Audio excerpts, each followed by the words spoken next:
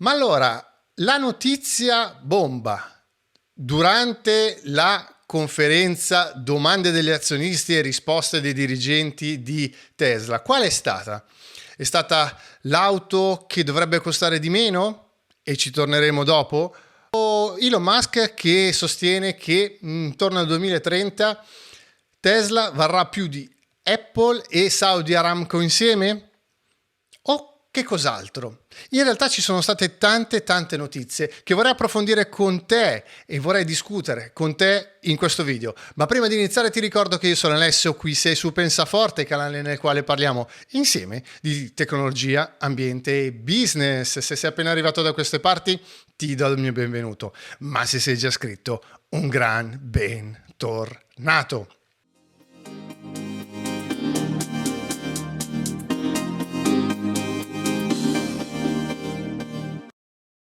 Ebbene sì, una delle notizie che hanno fatto più scalpore, ovviamente, perché in tanti l'aspettano, è la piccola Tesla da 25.000 euro, 25.000 dollari, ma andiamo subito al punto, perché in realtà Elon Musk e i dirigenti Tesla non parlano di un'auto che costerà al pubblico la metà. Andiamo subito, perché in realtà parlano di una piattaforma che avrà il 50% di costi in meno e a mio parere anche e speriamo una pari velocità a livello di produzione, cioè verrà prodotta in maniera molto più veloce.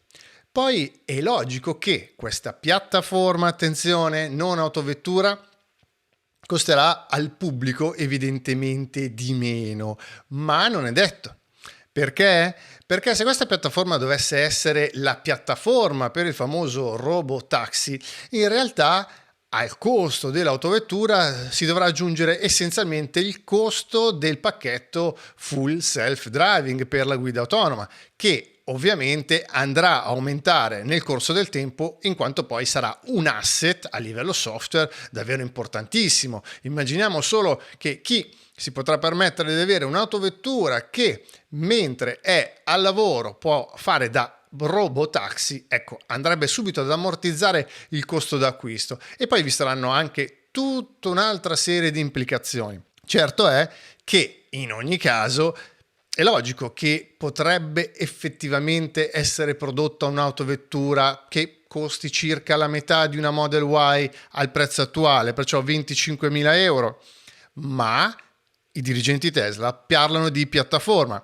Adesso andiamo alle altre dichiarazioni che per me sono davvero importanti, al di là dei numeri. Diciamo che in questo trimestre non ti voglio tanto parlare dei numeri di Tesla, che comunque ha in buona sostanza più di 21 miliardi in cassa e ha pochissimi debiti. È in assoluto l'azienda nel settore automotive che ha meno debiti. Diciamo che solo in questo trimestre è riuscita ad avere un gross margin operativo, attenzione, non quello relativo alla sola vendita delle autovetture, del 17 più qualche punto di decimale, perciò dei risultati veramente fantastici. Sembra quasi una software house e piano piano molto probabilmente si sposteranno molti ricavi anche in questo ambito.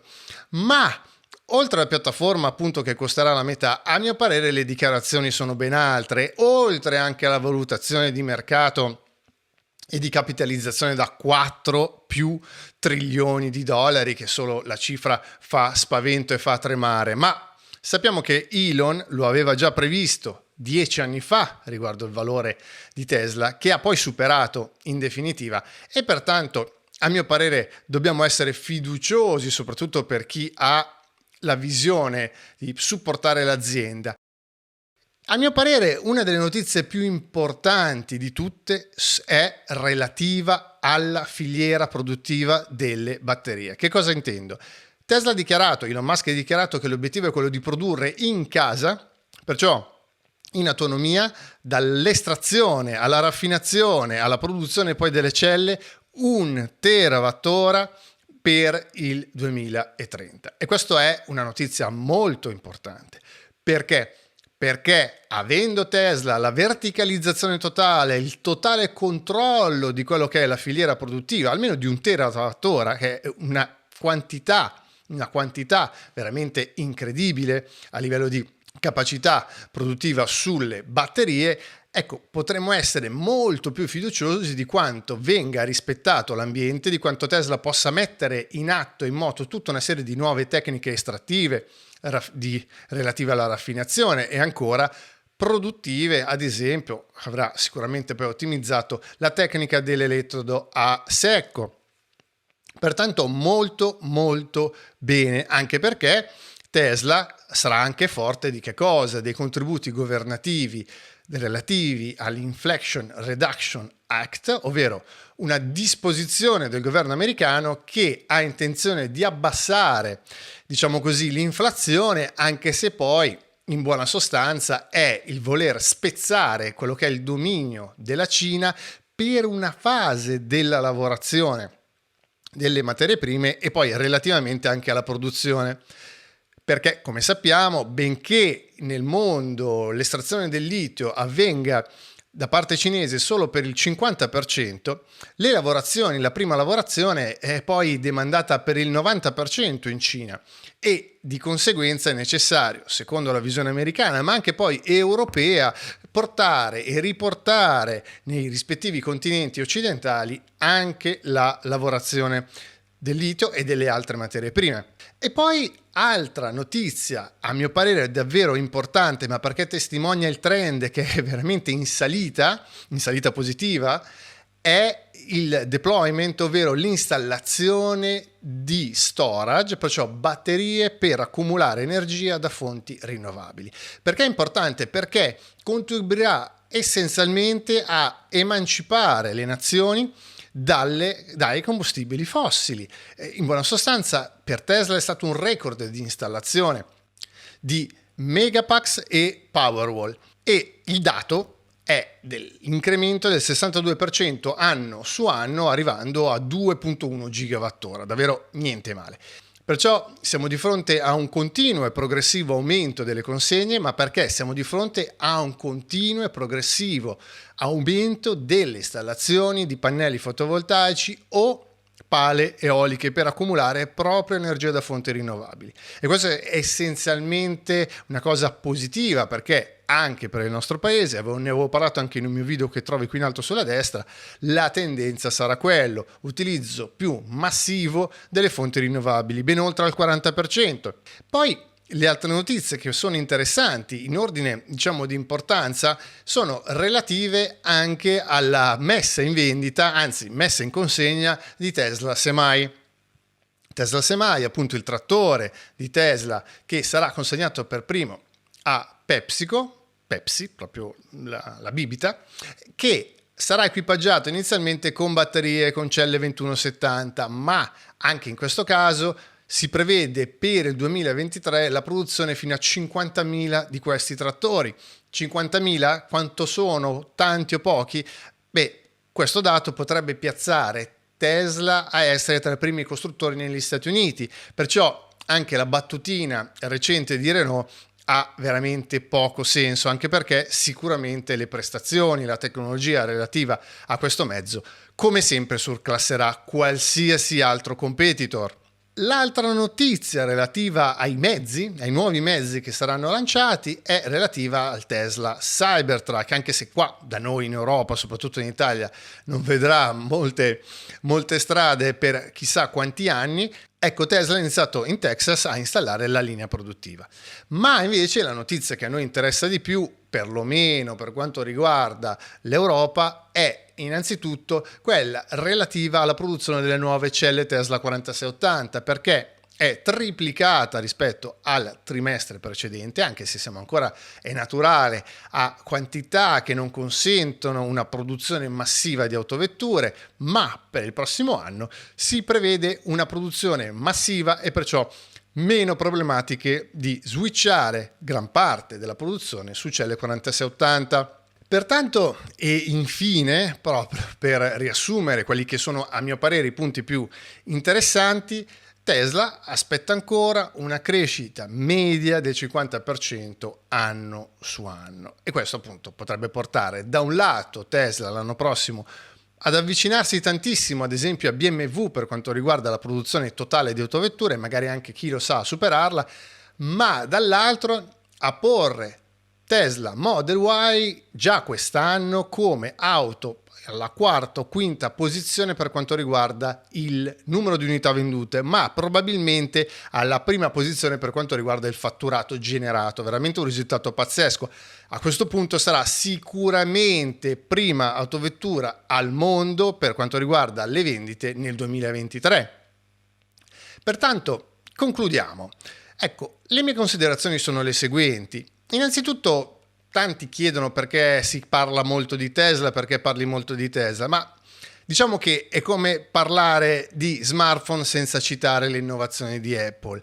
Diventa praticamente impossibile. Benché Tesla non abbia inventato l'auto elettrica, Tesla è l'azienda che ha dato la più grande scossa al mercato dopo Ford Model T in 100 anni. Tesla pertanto è il parametro di riferimento per quanto riguarda innanzitutto quello che interessa poi ad un'azienda, ovvero il bilanciamento tra investimenti, costi e poi margine operativo e margine poi a seguito poi del pagamento delle imposte. E in questo caso Tesla sta facendo ancora scuola perché in un trimestre molto difficile per tutti, compresa inflazione generata anche dal costo dell'energia, Tesla è riuscita a mantenere un margine operativo di assoluto rispetto. E sicuramente l'anno prossimo, dove saremo in recessione conclamata, anche in questo caso, a mio parere, Tesla potrà avere un ulteriore vantaggio rispetto ai concorrenti per il semplice motivo che, riuscendo a tenere sotto controllo i costi ed avendo una grande domanda di veicoli, potrebbe essere veramente impattata in maniera marginale. E di conseguenza cosa dobbiamo dire? L'azienda che pianifica di avere a disposizione per il 2030 3 terawattora di batterie, di cui uno, il 30% della sua richiesta, più del 30% prodotto totalmente in casa.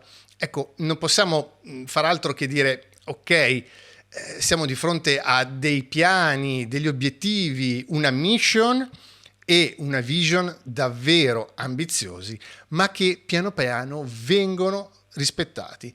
E a nulla servono magari le battutine o le polemiche riguardo al fatto che Tesla e soprattutto Elon magari ha i suoi tempi nel fare alcune dichiarazioni, perché stiamo parlando comunque di realizzare nuovi prodotti che non erano mai stati realizzati prima, con nuove tecniche produttive, così come anche esplorare nuove frontiere per quanto riguarda la guida autonoma. Non è certamente così facile rispettare le tempistiche, ma sul lungo periodo Elon ci ha quasi sempre preso. Ma vedremo comunque, e soprattutto ti aspetto nei commenti per sapere che cosa ne pensi della piattaforma che, attenzione ancora, piattaforma non autovettura, che costerà la metà per Tesla, che farà e genererà più vendite rispetto a Model 3 e Model Y messe insieme. Che cosa ne pensi? È a mio parere della notizia più interessante nel lungo periodo, ovvero che Tesla produrrà da sé 1 terawattora di batterie. E poi le altre notizie per quanto riguarda, è vero, la capitalizzazione, la profittabilità, la marginalità, Tesla Semi, il trattore, Cybertruck, le celle Tesla 4680 e anche un po' come stanno andando poi piano piano il ramping della produzione in Berlino, Giga Austin, e come Shanghai si conferma l'hub di esportazione, diciamo, totale nel mondo. Ormai è diventata la fabbrica di autovetture che produce più auto al mondo. Bene, ti aspetto ancora nei commenti per avere la tua opinione e la tua considerazione sul futuro. Qua si parla di futuro in modo totalmente positivo. Bene, grazie ancora. Ti ricordo, io sono Alessio, qui sei su Pensaforte. Al prossimo video. All the best.